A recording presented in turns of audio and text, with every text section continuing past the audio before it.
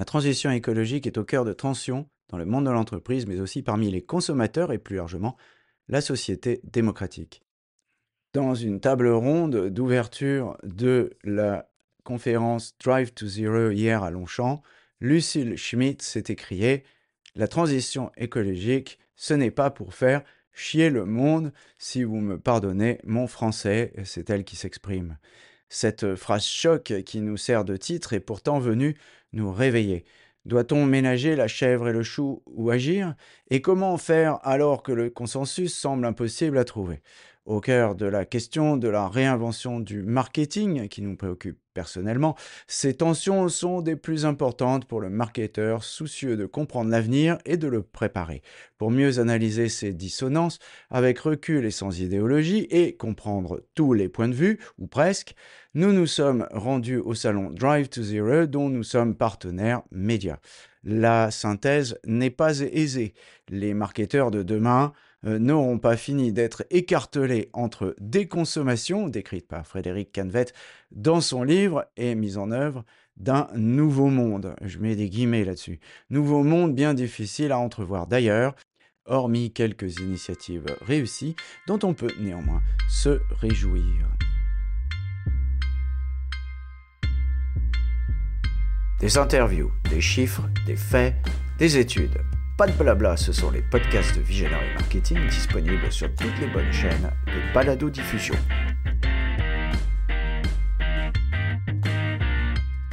Oui.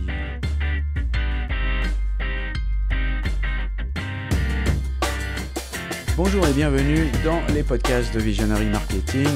Le sujet du jour, la transition écologique a-t-elle pour but de faire chier les consommateurs, si vous me pardonnez mon français?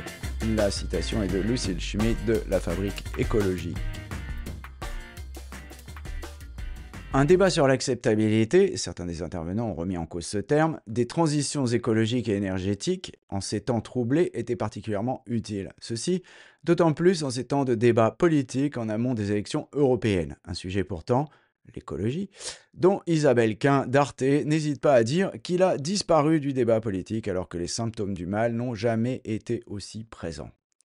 Et précisons tout de suite que, quelles que soient les conclusions que nous puissions tirer à son issue, cette table ronde avait pour mérite de poser sur la table tous les ingrédients, ou presque, de cette période de transition que nous sommes en train de vivre. Et il faut se rappeler qu'une transition, c'est une métamorphose. Cette affirmation est venue de Xavier Oran, DG de Mobilian, et représentant de la seule organisation, je cite leur site web, professionnelle, à représenter les 20 métiers de la distribution et des services de l'automobile, du véhicule industriel, des cycles et des motocycles en France. Il fallait bien quelques vélos au milieu. Une telle métamorphose implique intensité, vitesse et amplitude. La vraie question est donc non de savoir comment il faut agir, mais comment la rendre socialement acceptable et économiquement viable, je cite toujours. Or, la société, et je cite encore M. Oran, est conflictuelle, et si la conscience écologique a progressé, en même temps, le doute s'installe. Et M. Oran de témoigner de son inquiétude à l'issue des débats politiques européens sur BFM, qui ne semble pas l'avoir convaincu ni sur la vitesse, ni l'intensité, et encore moins l'amplitude. C'est que les injonctions paradoxales sont légion dans ce domaine. Il faut réaliser cette métamorphose et le secteur automobile et du transport commercial, je suppose que la place du cycle dans Mobilian c'est assez modeste, sont au cœur de cette transition. Mais en même temps, il ne faut pas oublier les consommateurs, nous dit-on. Et en d'autres termes, ménager la chèvre et le chou. Faire preuve d'audace, comme le signale Laurent Favreau, le président vendéen de Sysdev, sans pour autant aller trop loin. Les réussites locales, décrites par l'élu et président du syndicat d'énergie de Vendée, semblent donner une indication de ce qui peut être fait dans le territoire, je cite, au maillage rural qui va de l'avant sans se plaindre d'avoir été poussé à la périphérie. L'élu a d'ailleurs détaillé de façon fort précise les initiatives réalisées dans ce département dont on connaît le dynamisme. Depuis 20 ans, dit-il, on s'organise pour produire de l'énergie verte, ce qui représente la totalité de la consommation de la Vendée, nous dit-il. Et de donner des détails dans le mix énergétique avec des postes de bornes de recharge électrique, production de biogaz, 10%, et la production d'hydrogène vert, que je cite, véritablement vert, pas gris. Mais cette audace et cette envie de faire, je cite, ne semble pas prendre sur le reste du territoire, sans même mentionner les scientifiques qui s'opposent à cette idée même de transition énergétique. Je renvoie à Jean-Baptiste Fressoz, Sans transition, au seuil de janvier 2024. Et puis, il y a les crises, celle des bonnets rouges, puis des gilets jaunes, et en début de 2024, des agriculteurs, dont certainement quelques Vendéens, il faudra que je demande à mon ami Hervé Pillot. Ces événements ont montré ce problème d'acceptabilité au grand jour. Lucille Schmitt, ancienne haut fonctionnaire au commissariat au plan et cofondatrice de la Fabrique écologique, a confirmé ce constat. On sait qu'il y a un problème, nous a-t-elle dit, et on ne cesse de repousser le dialogue.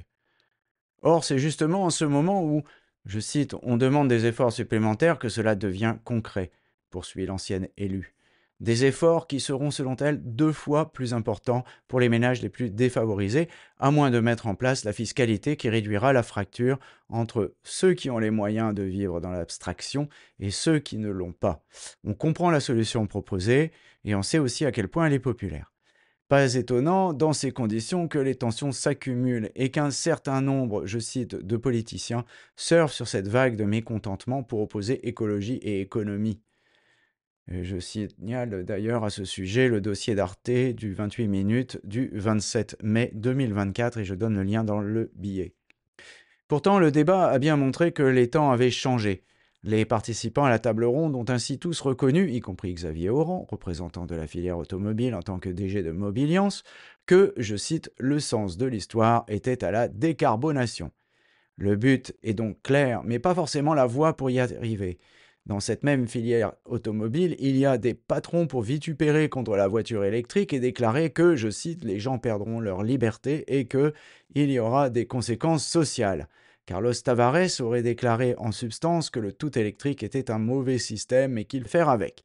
Justement, cet argument de liberté a été battu en brèche par Jean-Philippe Hermine, ancien DG de Renault Environnement et directeur de l'Institut des mobilités en transition IMT.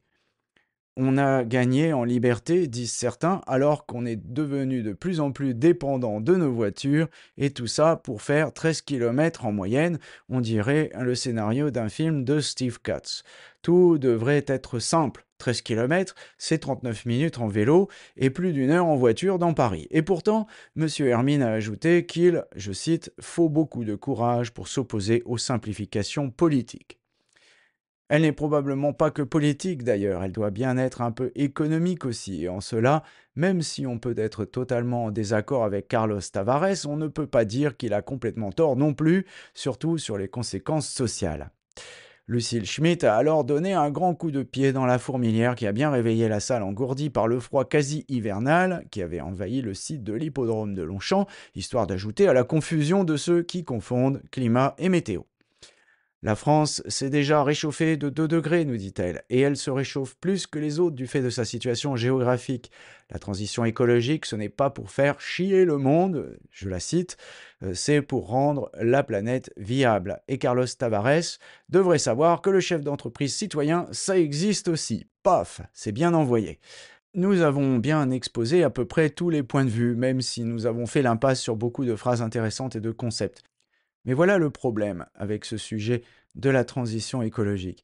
Il est tellement complexe, c'est-à-dire que tous les éléments sont reliés entre eux, ne pas confondre avec compliqué, que la multiplicité des points de vue finit toujours par donner le tournis. Et ce ne sont pas les, je cite, rapports si nombreux que l'on finit par être submergé et ne plus rien lire, pour citer encore Lucille Schmitt, qui vont changer les choses.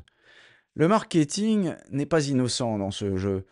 Comme nous l'avons fait remarquer de nombreuses fois, il n'est pas seulement sommé de se changer, il est également dans l'obligation de prendre conscience qu'il a été, que nous avons été, à l'origine de la situation actuelle.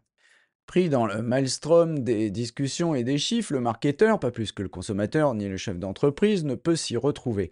À la fin d'un tel débat, pourtant indispensable, répétons-le, on sera tenté de se poser la question « Et alors, où allons-nous » Non pas seulement en tant que marketeur, mais en tant que société, car on imagine mal une entreprise se développer en dehors d'elle. Mais aussi dans ce fameux système économique complexe et global qui ne pourra pas cesser d'exister, sauf cataclysme à la Cormac McCarthy. D'ailleurs, à ce sujet, je recommande La Route, la BD de Manuel Arsenet qui vient de sortir et qui est adaptée du bouquin de McCarthy, et ce qui est vraiment sublime. Le débat suivant, qui a traité des différents types de mobilité dans les territoires, ne nous a pas permis de déduire non plus la solution miracle. Dans un sens, cela est normal. Il est difficile également d'entendre raison au travers des points de vue fort divergents. Prenons les transports, par exemple, qui ont fait l'objet d'un autre débat. D'aucuns ont souligné, fort justement, comme André Breteau, que les zones urbaines sont relativement bien traitées et que même dans la couronne parisienne, nous avons un réseau d'une densité qui nous est enviée dans le monde entier. Malheureusement, ce système a créé les oubliés de la République, pour reprendre le titre de son ouvrage chez Erol. D'autres soulignent que le train n'est pas une solution, que le car est beaucoup moins cher. D'autres encore qu'il faut lancer des cars pour pouvoir réinvestir dans de nouvelles infrastructures plus lourdes. D'autres que de toute façon il est impossible d'investir, que les montants sont astronomiques. Et les derniers que les cars partent vite mais arrivent lentement car ils finissent dans les embouteillages. Les consultants plaident pour la fermeture des lignes TER non rentables, les élus les plébiscitent, etc., etc. Cela donne l'impression d'un débat sans fin et sans issue.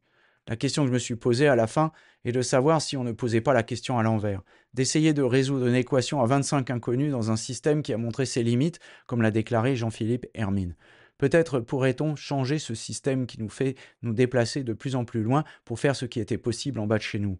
D'ailleurs, c'est la démarche que nous avons entamée personnellement chez nous, puisque nous avons déménagé de la lointaine banlieue dans le centre de Paris et que notre voiture reste bien sagement au garage toute l'année. Je pourrais remplacer Paris par Lille ou Saint-Giron ou n'importe quoi, hein, puisque il se trouve qu'on est ici, mais on pourrait être ailleurs et je ne suis pas parisien. Une suggestion bien utopique et sans doute difficilement réalisable, comme toutes les utopies. Peut-être aussi que l'échelle de ce changement n'est pas la bonne. Le dérèglement climatique ne nous est pas dédié. Il concerne le monde entier et au premier chef l'Europe, pour laquelle nous votons le 9 juin 2024. Je le rappelle, n'oubliez pas de sortir votre bulletin de vote. La société dans laquelle nous vivons, avec toutes ses imperfections, est incroyablement confortable et nous offre une qualité de vie jamais connue dans les 2500 ans qui nous ont précédés. Il sera difficile de réinventer ce système en dehors de quelques initiatives auxquelles d'ailleurs nous participons nous-mêmes du mieux que nous pouvons. Un système complexe, mais aussi extrêmement résilient, comme l'a fait remarquer Antoine Bueno dans son avant-dernier livre qui réfute, avec des arguments bien étayés, les thèses des collapsologues. En fin de compte, on n'est jamais à l'abri d'une bonne surprise. Qui aurait pu prédire, par exemple, que tant de vélos auraient circulé dans Paris il y a à peine 7 ans? Quand j'ai repris le vélo pour mes déplacements quotidiens, cette pratique était encore marginale et assez périlleuse. Elle l'est toujours un peu d'ailleurs.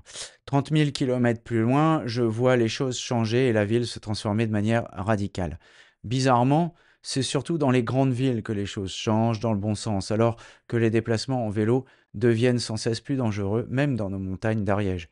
Mais restons optimistes. Faisons mentir Jean Jouzel qui, toujours dans cette émission de 28 minutes d'Arte, montrait son pessimisme en déclarant que nous étions incapables de changer même au pied du mur. Sans doute que je ne verrai jamais ce monde idéal auquel j'ai rêvé avec Midjourney, mais nous pouvons tous essayer d'améliorer les choses. Et les marketeurs peuvent aussi, et doivent utiliser leur créativité au service de ce monde meilleur.